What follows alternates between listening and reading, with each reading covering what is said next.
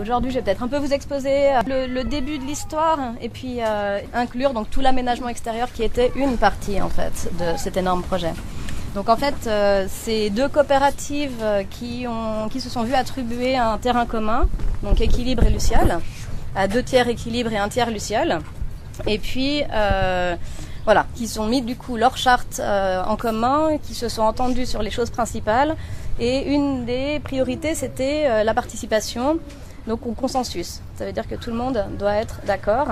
Et pour ça, donc, on a mis en place une certaine quantité de choses et d'outils pour organiser le travail qu'on s'est partagé.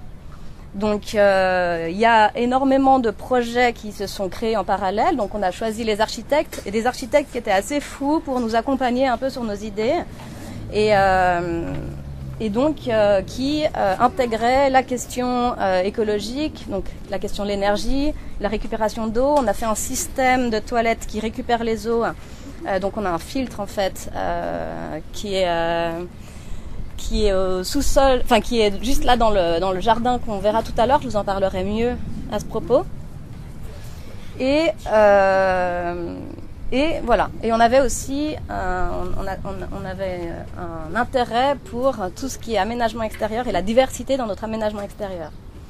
Donc là, on est sur le toit. Donc on a décidé qu'on n'aurait pas d'appartement en attique, mais que le toit serait commun et qu'on allait le partager entre cette zone terrasse de détente un peu, enfin voilà. Et puis les potagers et l'autre côté, c'est la partie énergie où il y a les panneaux solaires, mais aussi où vous verrez, il y a toute une autre sorte de végétalisation qu'on a aussi réfléchi dans l'idée de pouvoir attirer les insectes, de multiplier ces endroits en fait nécessaires à une ville selon nous, comme Roxane vous l'a expliqué. Donc nos systèmes de fonctionnement par groupe de travail, en fait toutes les personnes qui sont intéressées pour travailler sur l'aménagement extérieur se mettent dans ce groupe-là. On avait un système de plénière tous les 10 jours où on fait valider à l'ensemble du groupe, donc ça représente 100 habitants, 60 adultes, notre projet au fur et à mesure de l'évolution. Pour le potager par exemple, le groupe donc intéressé qu'on a appelé aménagement extérieur a fait des sondages pour savoir ce que les habitants voulaient. Et puis, on en est arrivé à ça, c'est-à-dire à constituer le bac le plus grand en fonction de l'espace disponible qu'on avait décidé pour ça.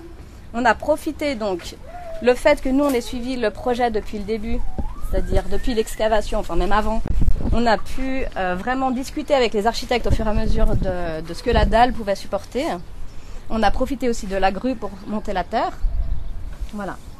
Et donc là, on a un espace où on a décidé qu'on le divisait par nombre de personnes intéressées. Donc on divise le nombre de parcelles par personnes intéressées. Il y a des espaces qui sont... Donc après, il y a 3 types de parcelles. Il y a des parcelles individuelles que la personne veut garder pour elle, pour faire ce qu'elle veut et se nourrir avec, en partie. Parce qu'on a des petites parcelles, hein, vous voyez. Il y a les espaces partagés, c'est-à-dire que les gens se mettent ensemble et associent leurs parcelles pour en faire des plus grandes. Donc pour partager l'arrosage, pour avoir des plus grands espaces. Et puis il y a l'espace aussi collectif où on sait ce qu'on plante, on ne sait pas ce qu'on récolte. Ça c'est assez important, hein. Parce que sinon, je ne sais pas si vous partagez des potagers, mais c'est un peu la question un peu compliquée. C'est qui mange quoi et quand en fait. Donc voilà, on a résolu ça comme ça. Donc on est un peu l'exemple des amateurs. Enfin, il y a quand même des gens qui ont une expérience de potager parce qu'ils en ont eu un. Donc il y a quand même des échanges par rapport à ça. Mais personne n'est spécialiste pour ça. Donc nous, on expérimente et on apprend au fur et à mesure. Au fur et à mesure de ce que chacun sait, on échange un peu. Là, on a un habitant qui vient d'amener de la paille, un gros stock de paille. Donc il y a plein de gens qui se sont servis pour en mettre, par exemple. Parce que voilà, un des inconvénients quand même des potagers sur le toit, c'est qu'on n'a que 40 cm de terre et elle s'assèche vite. Là, on est très exposé. Donc nous, ici, on cherche des moyens pour prolonger, en fait, pour que la terre reste humide le plus longtemps possible, en fait. Je ne sais pas si à ce stade-là, vous avez des questions. Après, on va peut-être juste jeter un œil à côté. Il y a les abeilles, donc tu nous avais montré Ouais, il l'autre y a jour aussi aussi. les abeilles. Donc ouais, là on commence les abeilles. On commence aussi, donc on a aussi des hôtels à insectes en bas. Enfin chacun un peu là, c'est des choses qu'on essaye par-ci par-là. On a aussi une petite grainothèque qu'on vient d'inaugurer. Donc ça c'est un peu aussi pour qu'on observe un peu mieux la production de graines qu'on peut faire. C'est assez complexe en fait, donc il y a plein de spécialistes. Donc on est allé voir un peu à la Saint-Jean, leur charte. Et puis on va, voilà. On a déjà pas mal de tomates qui viennent de ce toit. Il y a déjà pas mal de choses qui viennent de ce toit. Et puis sinon, dans l'idée de l'aménagement dans son ensemble, après on va descendre et on en reparlera en bas. Mais il y a différentes zones. Donc il y a la zone de la prairie fleurie, là où on a mis pas mal d'espèces aussi de plantes qu'on laisse grandir et qu'on laisse tranquilles. L'idée, c'était à la base d'avoir essentiellement des plantes indigènes et comestibles. Moi, mon grand rêve, c'était d'avoir toute ma pharmacopée ici et de quoi me nourrir et en légumes, mais aussi en fleurs. Enfin, moi, je me soigne beaucoup avec ça, ou en différentes herbes, avec différentes herbes. Donc, on a énormément de choses comme ça comestibles, soit pour nous, soit pour les animaux. Et puis il y a des choses qui sont rajoutées en plus, donc on n'est plus exclusivement dans l'indigène, parce qu'en fait il y avait aussi tous les habitants qui arrivaient avec des plantes de chez eux, de leur jardin auquel ils tenaient beaucoup. Donc il y a des choses qui se sont plantées par-ci par-là, puis ça a créé une variété supplémentaire, mais que voilà. Là il y a 40 cm. C'est limité dans le sens où c'est ce qui est censé suffire pour un potager, mais c'est un peu la limite. Enfin 30-40 cm c'est un peu la limite. Donc effectivement, il y a cet assèchement qui fait qu'on doit arroser pas mal. Donc là, on n'est pas dans une super logique écologique, le fait qu'on doit utiliser l'eau. Donc là, il se trouve que nous, on peut récupérer notre eau, donc c'est pas mal. Et puis on renouvelle, on renourrit la terre aussi.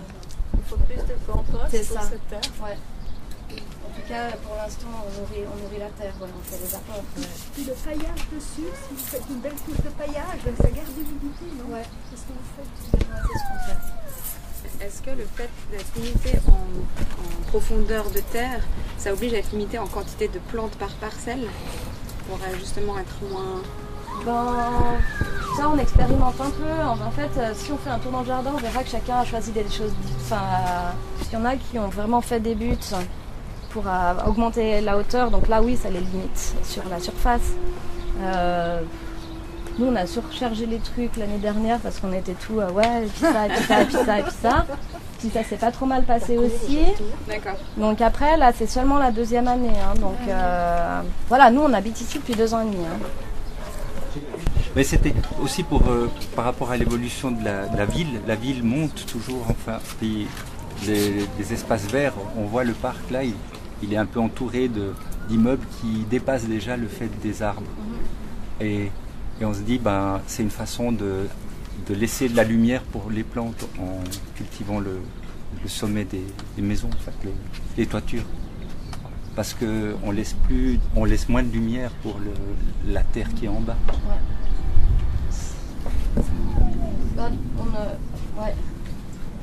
Je trouve que c'est s'adapter à l'évolution de la ville. Moi, je pense que la pleine terre aussi, c'est essentiel en même temps. Il ne faudrait pas que la culture des toits justifie le fait qu'on sacrifie la pleine terre. Oui, c'est vraiment parallèle. Oui. Un potager en pleine terre, ça aurait pu être aussi bien, voire mieux, parce qu'on a l'espace, sauf qu'on a décidé de faire plein d'autres choses en bas. Donc voilà, nous, c'est un choix qu'on a fait, mais ça ne devrait pas justifier une politique on supprime les parcs, ou on supprime la pleine terre pour moi. C'est les choses que vous avez faites en bas, vous ne pouviez pas les faire sur le toit. Alors il y a la steppe qui prend... Alors tout notre système d'épuration prend beaucoup de place. Et donc vous verrez tout à l'heure, il y a la steppe qui est visible, qui prend beaucoup de place. Donc là c'est tous les filtres, paille, vers de terre et bois, qui filtrent l'eau de récupération. Et puis il y a encore tout le filtre minéral qui n'est pas visible mais qui prend pas mal de place en sous-sol. Donc en fait le toit s'infiltre là dans ces dalles. Le toit il est légèrement incliné en dessous comme ça, vers le sud. Vers le sud on a une noue, donc c'est une sorte de ruisseau en argile comme ça, qui récupère cette eau-là, donc qui va de l'ouest vers l'est comme ça, la noue. Et puis là on arrive dans une cuve de 26 000 litres d'eau. dans laquelle se déversent aussi nos eaux usagées, donc les eaux grises et les eaux des toilettes, qui sont filtrées dans notre step qui est là visible. Donc c'est un filtre paille, ver de terre, terre et bois. Et ensuite, cette eau-là, elle est conduite dans un filtre qui est minéral. Là, il y a toutes les bactéries en fait qui font leur travail et qui rejoint cette cuve de 26 ml. Donc, l'eau de récupération et l'eau des toilettes se rejoignent et réinjectée pour l'eau des toilettes et l'arrosage. C'est une question par rapport Oui. à, vous avez évoqué la sécheresse, mais à l'inverse, quand il pleut très fort, il y a 40 cm de terre, on sait gérer le trop plein d'eau. Ben, en fait, là, on n'a pas de problème parce que ça va dans... en fait, ça, j'ai encore jamais vu de problème. Par exemple, samedi, ici, il n'y a pas eu de dégâts. Le travail a été fait en accord avec les architectes. Ils étaient informés de cette extension-là. Ce que je veux dire par là, c'est que l'infrastructure est du coup adaptée dès le départ ou c'est après un ajout? Non, on a fait avec les architectes, donc comme quasiment tout, en fait.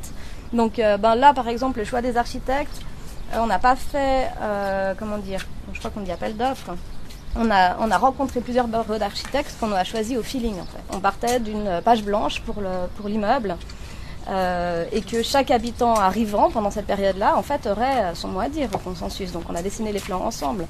Donc on a choisi ATBA pour ça parce qu'ils étaient assez fous pour déjà se plier à ces contraintes-là, de gérer, de devoir avoir comme client un collectif qui fonctionne au consensus avec les délais que ça peut nécessiter. Et puis en plus, nous on avait vraiment envie d'y aller avec certaines idées qu'on ne sait pas au début si elles sont réalisables ou pas. Puis voilà, l'idée c'est que quelqu'un a une idée, tout le monde le suit, essaye de porter cette idée jusqu'à l'irréalisable en fait. Donc qu'elle soit budgétaire, on avait notre enveloppe budgétaire entre les mains, ça peut être sérieux parce qu'on n'a pas l'habitude, en tout cas individuellement, en tout cas moi, mais la plupart des gens, de gérer cette somme-là. Donc là, évidemment, les architectes ils sont très très présents pour nous orienter aussi dans ces coûts. En tout cas, pour il faut aussi dire que quand on parle de ce type de poids, et surtout quand on imagine qu'il y a des pluies qui augmentent aussi le poids des toitures, il faut forcément passer par des experts comme des architectes. Il ne faut pas improviser parce que le toit doit être pensé en conséquence. Donc il y a ce côté qui est assez complexe et aussi la sécurité des toitures potagées qui sont ouvertes aux habitants, aux enfants, etc. Donc ça c'est vraiment une question qui doit être vue avec les experts. Avec les architectes.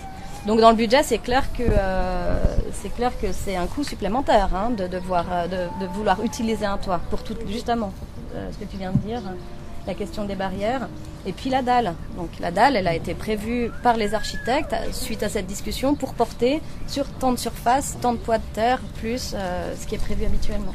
Ce qui est intéressant dans cette toiture, c'est qu'on retrouve différents espaces. Donc il y a le potager en plein terre, il y a la partie qui regroupe un peu les habitants sur la toiture qui peuvent profiter de cette vue aussi. Et aussi l'espace pour les panneaux photovoltaïques qui sont mélangés à une prairie. Toutes les surfaces qui sont toiture, soit inclinées ou la toiture en plein, c'est quand même une prairie en plus.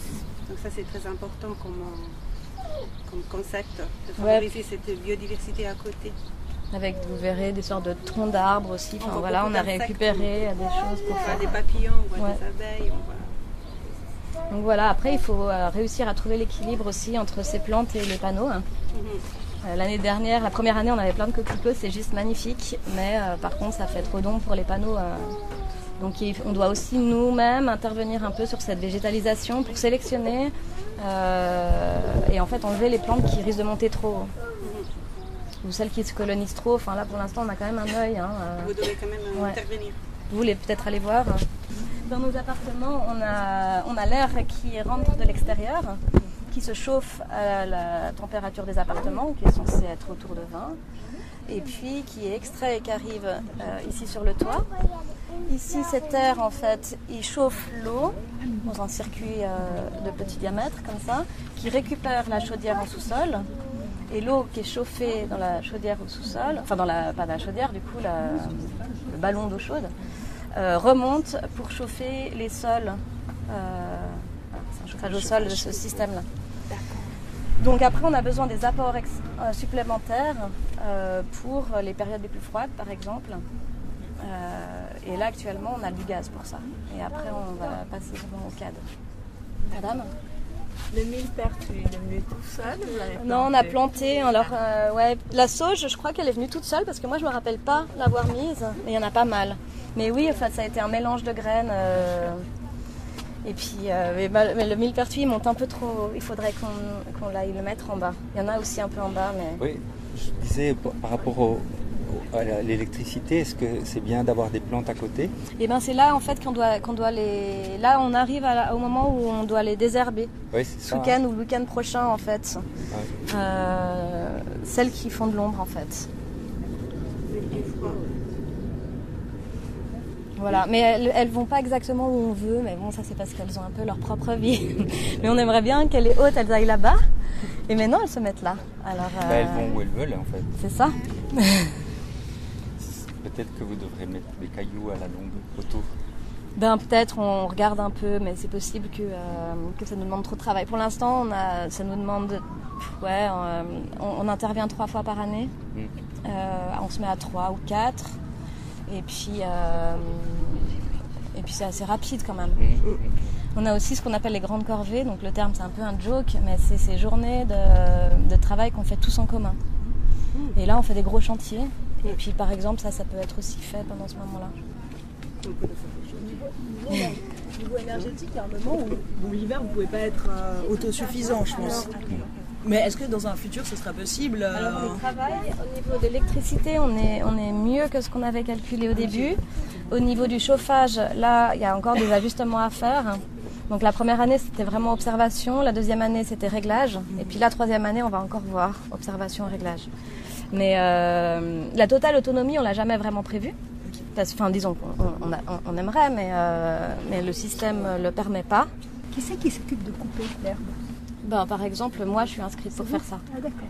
Donc en fait, c'est tout notre système de participation qui est encore un autre pan assez complexe où on ne veut pas s'imposer des heures de travail, mais en même temps, voilà, vous avez compris, ça nous demande du temps pour la décision et pour l'action, quoi, pour l'entretien, pour les espaces communs. Enfin, voilà, donc il y a des personnes ici qui font une conciergerie, mais ça correspond à des espaces comme l'entrée par exemple ou le couloir du 3e. Après tout le reste, c'est tous les habitants qui s'organisent. Est-ce qu'on descend peut-être pour aller voir le jardin en bas? Oui. Ici, donc les espaces sont toujours adaptés aux nécessités aussi de l'ensemble du projet. Par exemple, là, donc c'est la noue, vous la voyez pas, mais c'est tout ce qui est au pied de l'immeuble, donc cette bouille en fait de récupération d'eau. Donc toutes les plantes qui sont plantées là, c'est celles qui sont bien les pieds dans l'eau, on va dire. Et puis on a cette structure en béton en fait est censée être végétalisée. Donc vu qu'on avait notre budget en main, il y a des choix qu'on a fait. On a choisi des matériaux assez chics, comme vous avez vu qu'il y avait du bois partout, des parquets au sol.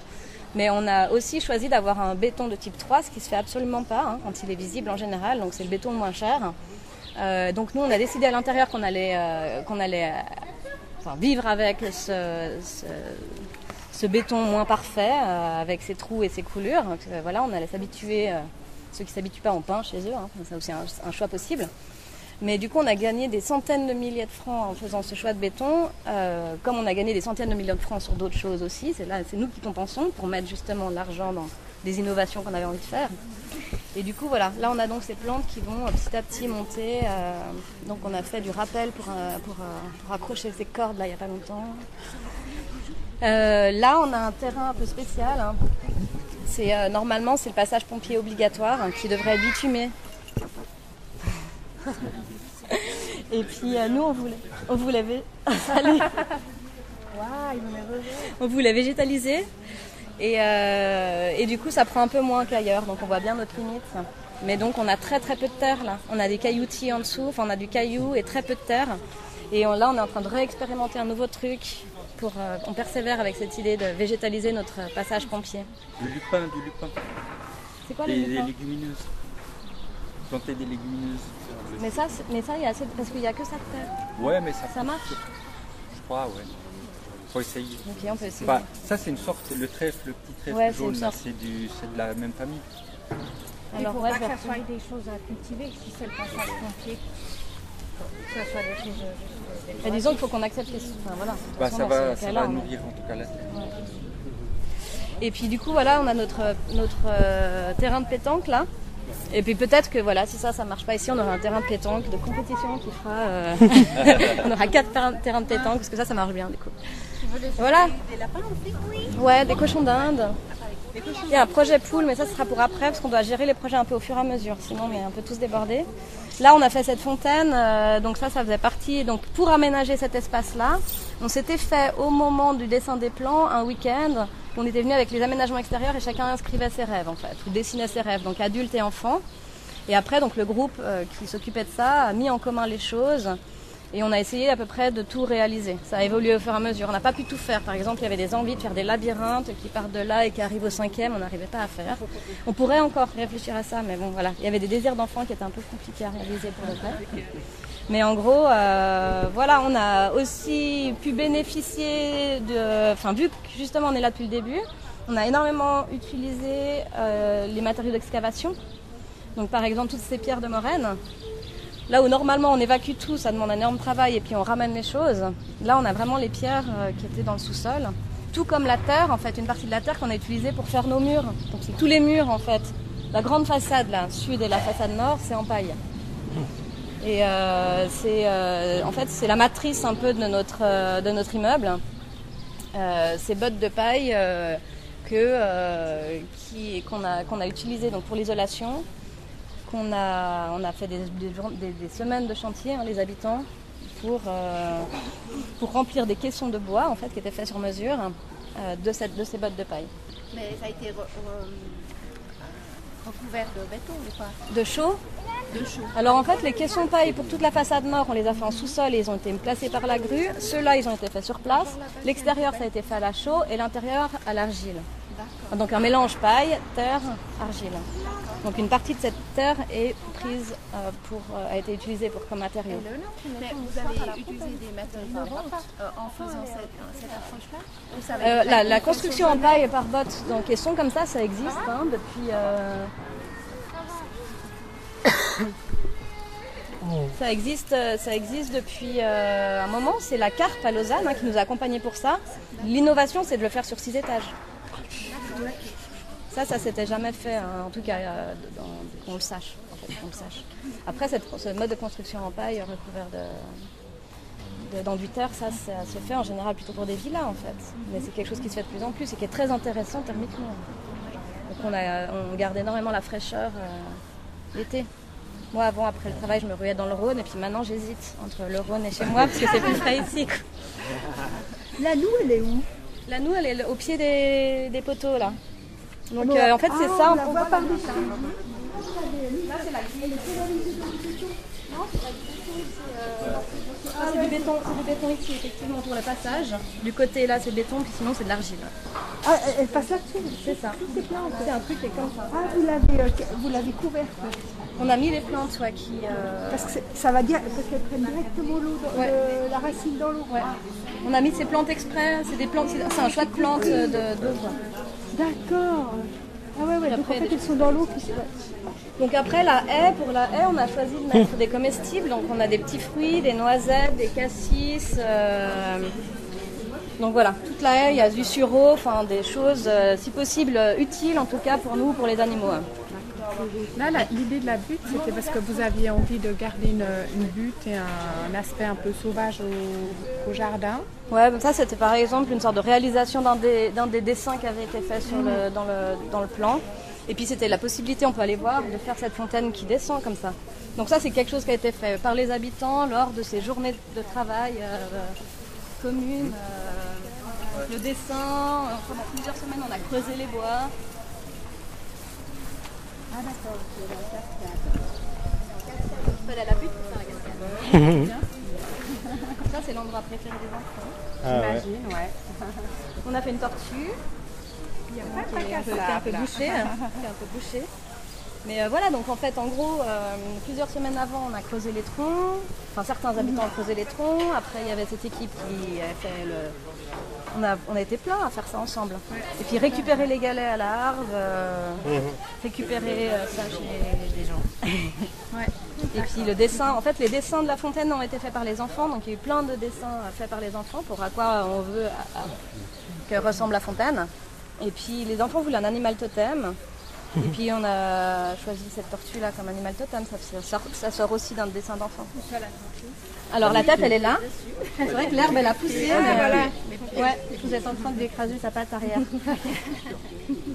Voilà, après, Vous compostez ouais, alors on a 3 composts. Alors on a la steppe, ça c'est un énorme compost. On a le compost sur le toit, je ne vous ai pas montré. Oui. Un lombricompostage sur le toit. On a un peu occupé le jardin des voisins là pour faire un autre compost qui est divisé en 4. Donc il y a une partie de la terre de la steppe, puis il y a nos différentes. Alors on est en train de le réorganiser. Ouais. Et puis. C'est tout le monde vous le avec le nombre d'habitants que vous avez. C'est du travail. Pas besoin d'acheter. Ouais, mais c'est intéressant. Ouais. Donc là, on est en train de répartir l'état. Donc on a des silos. On a 2 silos, puis après on a l'état. Puis on a les branchages, la tonte de pelouse. Voilà. Puis on a aussi quand même les conteneurs de la ville. Oui. Ce qui est plus facile à gérer quand les gens ne veulent pas vraiment le faire. Oui. Et puis aussi on a énormément de liserons. Qu'on doit enlever parce qu'ils étouffent vraiment nos petits fruits. Oui. Et puis par exemple ça nous arrange d'avoir les conteneurs de la ville parce que ça repart partout. Donc il y a certaines choses, voilà, on utilise aussi bien. Et puis on a aussi la brasserie ici. Donc la bière du Niton elle est faite ici. Donc là tout le houblon aussi qui va au compost. Les voisins, ils sont plutôt curieux, jaloux, indifférents? Alors ces voisins ne sont pas encore installés. Donc là par exemple on a 2 immeubles, on a 2 coopératives ici et 2 coopératives ici. Donc vous pouvez voir la différence entre les choix qu'on a fait. Nous à 2 coopératives à faire un immeuble et puis là ils ont choisi vraiment de séparer l'immeuble en 2. Et les voisins, il y en a qui sont très contents. Et donc il y a le bistrot de 3 plis qui crée vraiment ce contact avec le voisinage. Et puis il y en a qui sont sûrement moins contents. Il y en a qui, c'est un peu... voilà. Il y a eu un jeune qui a fait un documentaire sur le voisinage pour sa matu. Et donc c'était très partagé. Il n'y a pas tout le monde qui... non. Parce que c'est des maisons, c'est difficile pour les gens. C'est difficile pour les gens d'ici. Il y avait des maisons avant, les gens ont dû partir. Partout il y avait des maisons. Donc là il y a eu des jeunes qui habitaient dans la maison de la Ciguë, qui ont fait un énorme travail avec le voisinage, c'était génial. Parce que ça nous a vraiment bien amenés, bien accueillis. Nous on s'est mis tout de suite en lien avec eux. Donc il y avait un énorme panneau où les gens pouvaient mettre leurs souvenirs. Il y avait plein de choses qui ont été faites parce que voilà. Enfin moi j'ai aussi beaucoup habité de l'autre côté, c'est-à-dire dans ces maisons qu'on détruit, c'est pas simple du tout. Non mais moi je disais des gens qui sont là, ils sont contents. Oui. C'est ceux-là que je disais. Les habitants, ils sont tous contents, il n'y a pas de gens qui sont pas contents. Non, c'est quand même une expérience qui nous convainc tous, ça c'est sûr. C'est pas qu'il y a des gens qui vont... le lundi ils n'aiment pas trop aller au travail. Voilà, mais sinon, le lundi il y a la cantine des enfants, tout le monde est là. Non pas tout le monde est là mais oui, non mais voilà. Je ne sais pas si vous avez encore des questions. Moi, juste concernant le consensus sur les décisions, est-ce que ça, c'est pas durablement difficile? Parce qu'effectivement, ça nécessite quand même des efforts, de la conciliation, le fait de se remettre en question, le fait de... Est-ce que ça, c'est quelque chose qui, selon toi, va... Ça, c'est le plus long chantier. On a donc eu cette phase-là de recherche de terrain, de dessin des plans, de construction, mais le plus gros chantier c'est celui-là, c'est d'habiter tous ensemble et puis de trouver les outils pour communiquer si on veut tenir à ce consensus. Donc évidemment on est toujours tenté de le lâcher en fait, parce que le vote c'est plus simple, on n'utilise pas le vote, on a utilisé le vote je crois sur 3 décisions, à main levée à la majorité. Donc évidemment, pour fonctionner au consensus, il faut intégrer le fait que le consensus est complexe et puis qu'il a aussi certaines limites et pallier ces limites avec d'autres outils, en fait, avec d'autres systèmes. Et ça, c'est un travail d'attention à long terme, un travail de motivation. Il faut que les gens soient assez convaincus, ou qu'en tout cas les gens convaincus arrivent à maintenir en fait cette idée-là comme une idée importante. Donc ça demande un peu d'énergie. Ouais. Ça implique un peu d'éducation populaire, dans le sens où pas tout le monde connaît ce processus-là, pas tout le monde l'a déjà mis en pratique, et du coup ça peut faire peut-être des mauvaises ou des bonnes surprises. En fait ça s'est installé ici petit à petit, puisque c'est des gens qui se sont rencontrés petit à petit au fur et à mesure du projet. Donc l'idée du consensus elle est venue assez vite, donc le non-vote, mais après comment on gère ça? Donc après il y a plein de choses. Au niveau de l'organisation des réunions par exemple, là actuellement chacun à son tour, chaque foyer à son tour va faciliter une réunion. Il y a plein de rôles dans cette réunion. Il y a la facilitation, donc la distribution de la parole. C'est la personne aussi qui va gérer les points. Chacun, en fait, en tant qu'habitant. Je ne sais pas si je rentre dans ces détails-là. Non, mais c'est intéressant. Donc, en fait, on a des fiches là dans la salle commune qui correspondent à des dates de réunion. Et chaque habitant va marquer son point, la priorité de ce point, le temps qu'il estime avoir besoin pour discuter ce point, et puis son nom ou qui va représenter ce point. Après, il y a quelqu'un, donc on est au fur et à mesure les uns après les autres, quelqu'un de l'immeuble, un foyer de l'immeuble qui va prendre cette fiche, calculer le temps, voir si ça rentre dans nos 2 heures de réunion ou si ça dépasse. Si ça dépasse, alors choisir en fonction des priorités que l'habitant a choisi de mettre. Et puis voilà, on va dire. De base, c'est ça. Après, on distribue les rôles dans la réunion, donc la personne qui garde le temps en fonction des temps qui ont été annoncés pour tel point. Si ça dépasse, alors on décide que ça devra être reporté à une autre réunion parce que c'est un gros truc.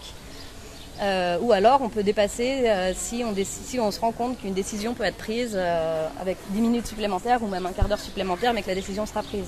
Donc on acte un peu les décisions. On dit là, hop, décision. Donc après on a classeur de décision. Et puis pour chaque décision, il y a une personne ou un groupe de personnes qui doit mener plus loin un travail qui doit amener à une décision. Donc la personne qui va faciliter la réunion doit avoir un œil sur ce classeur pour voir si ce travail a été fait et potentiellement contacter les personnes pour dire oui, ça a été fait ou non, on a besoin d'un délai parce qu'on a besoin de passer par telle et telle étape. Après, dans les rôles, il y a donc la personne qui va inscrire, justement, suivre ses décisions, inscrire ses décisions. La personne qui prend les PV, on a des PV pour toutes les réunions depuis le début. Donc on a un site en interne sur lequel on échange énormément. On a 2 sites en interne. On a un site pour toutes les communications en interne, tous les échanges, tous les blabla, tous les documents et tout ça, les documents des plans, enfin tout.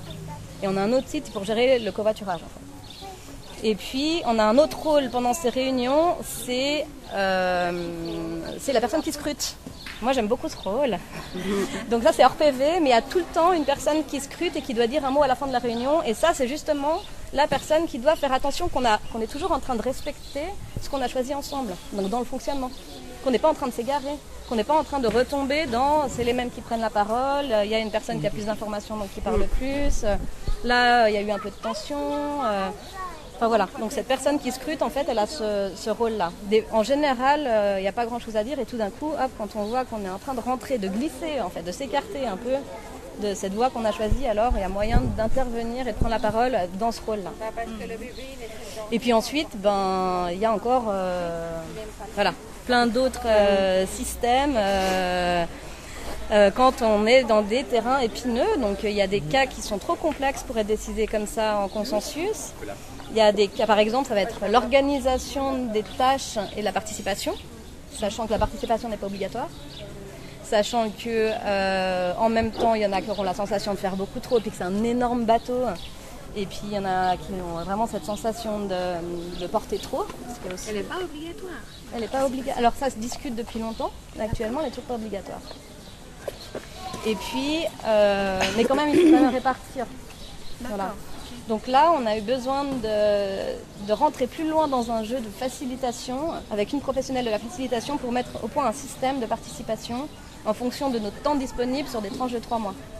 Parce qu'on considère qu'on ne peut pas non plus mettre le même temps dans l'immeuble parce qu'on a tous nos vies, quoi. Et qu'on est sur vraiment du long terme. Et donc on a des temps disponibles pour cet immeuble qui sont différents et à nous de choisir quel temps on peut mettre dans cet immeuble. Voilà, donc ça peut aller de 0 ou 1 à 20, enfin, c'est un peu du prix libre de la participation. 20 heures, vous dites. On peut aller à 20 par mois, 20 heures ou par plus, mois. Moi je suis facilement à ce temps-là, des fois. D'accord.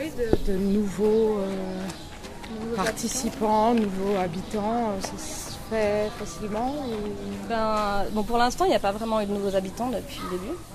Après, donc, au niveau des coopératives, vu qu'on est 2 coopératives, on a 2 systèmes d'attribution différents. Donc Équilibre a choisi de s'agrandir, donc là il y a énormément de demandes, il y a énormément de membres. Et puis donc là c'est toute une procédure, il faut lire la charte, être en accord avec la charte et après c'est par ancienneté, par taux d'occupation. Donc plus on est nombreux dans un appart, plus on a de chances de l'avoir, à ancienneté égale. Et puis après c'est par rapport aux revenus en fait.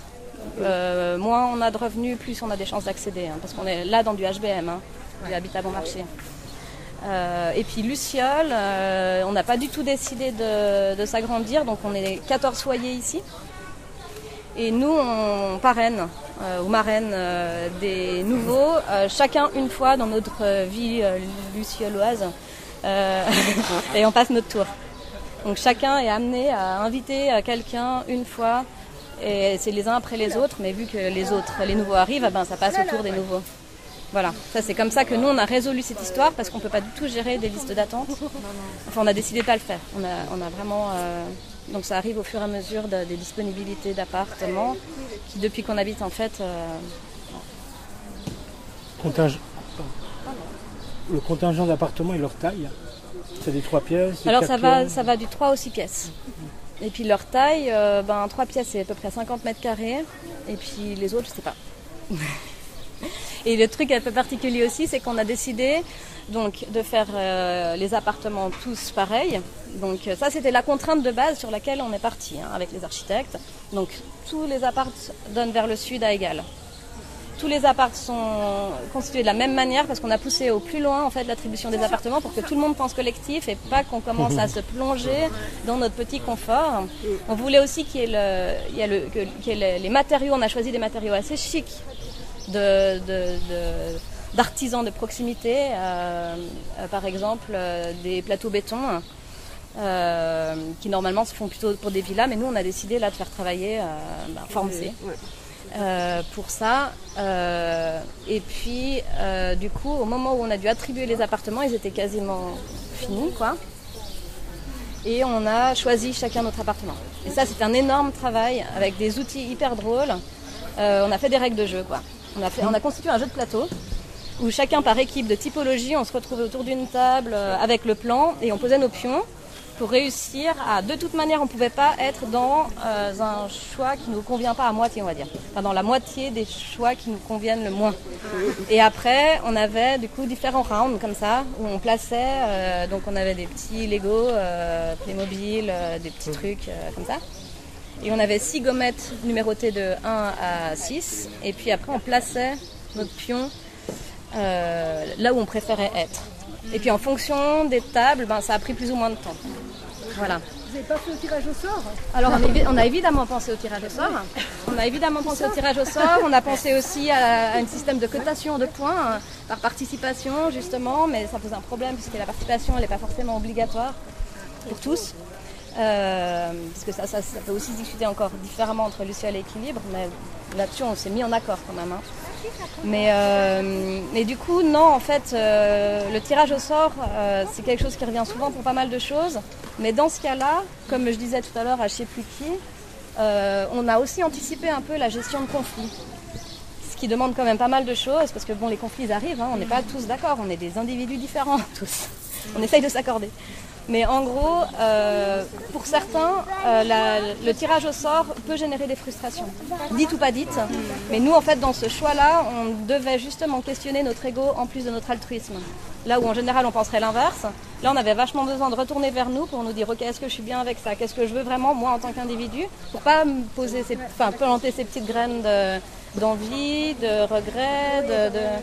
Et du coup, pour nous, le tirage au sort dans ce cas-là risquait de frustrer des personnes. Parce que là, il y avait du coup une sorte d'inégalité entre des personnes qui étaient dans le projet depuis 2005, 2008 ou des gens qui venaient d'arriver donc 12 ans après. Voilà. Donc ce projet, vous l'avez débuté en 2005. Alors Équilibre a été créé en 2005 et pas tout le monde a été logé à Crécy. Il y a 13 logements. Donc il y avait des gens qui sont des primo-coopérateurs d'Équilibre ici. Luciole a été créé en 2008 et la recherche de terrain a été commencée à ce moment-là. Et ici, le terrain, il a été attribué en 2011, si je ne me trompe pas. Donc la rencontre des deux coopératives, elle s'est faite en 2011. Et vous avez des espaces communs Énormément d'espaces communs, ça c'est encore tout un autre sujet. Mais on a le 3e étage où il y a la buanderie, on a des chambres d'amis, on a des chambres indépendantes qui s'annexent aux appartements. Dans les espaces au rez, vous avez vu la grande salle commune et puis la petite salle commune bibliothèque. Au sous-sol, vu qu'on a eu cette grande lutte pour ne pas avoir ces voitures obligatoires, On a énormément de choses qui remplacent les voitures au sous-sol. On a un économa, donc ouais, ça c'est peut-être intéressant aussi en lien. Donc dans notre économa, on devait de toute manière pas tuer nos amis les vers, donc utiliser des produits adéquats dans nos eaux grises et on a commencé l'économa avec ça. Donc en fait, on a du stock de marques, allez, je vais faire un peu de pub, Sonnet, Tournerève, enfin voilà. Ces gens qui font des choses autour de nous, qui sont hyper bien, qu'on a vachement envie de soutenir. Donc on a un stock en bas d'huile, on a les jus de pommes de je sais plus où. Je dois savoir. Genève. Ouais. On a toutes les farines, voilà. Donc ça veut dire qu'il y a une personne qui va gérer ou bien vous êtes... Il y a plusieurs personnes qui gèrent ça. Donc il y a les personnes qui reçoivent les livraisons à 4h du mat, il y a les personnes qui s'occupent d'entretenir ça tout le temps, il y a les personnes qui font les commandes, il y a la personne qui fait la comptabilité parce que nous on y va comme ça, on descend au sous-sol, on prend notre truc, on marque notre croix et puis c'est bon. Donc après c'est tous les 3 mois quelqu'un qui fait la compta, tout ça. Puis il y a toutes les bières aussi du Niton qu'on a à disposition nous en bas. Gratuitement. Non, pas gratuitement. Une sorte de village en fait. Il y a un truc comme il y a un peu Donc il y a un comme magasin, ça. ça veut dire Ouais, c'est ça. Et puis sinon, en bas, on a aussi une cave à vin, une cave à légumes. Donc là, on a pu choisir de laisser en terre battue pour ça. On a un énorme local bricolage. Il y a 2 menuiseries. Il y a pas mal de locales de stockage, entre autres pour un mécanicien vélo qui est dans l'immeuble. Et donc la brasserie, un dojo. Ce sera... Judo et fitness. Ouais, voilà, pour ça, mais pour les ados et pour les enfants. Ça, c'est un peu... Les ados, ils ont leur place. En hiver, quand il fait mauvais, ils sont tous là-bas. Celui-là, il n'est pas encore là. Il y a la pièce, mais Il y a la pas encore pièce. installé. Ouais, là, en fait, on a l'atelier local musique. L'atelier vient d'être fini. Local musique et dojo, c'est en cours. Parce que voilà, après, on a dû répartir un peu les projets.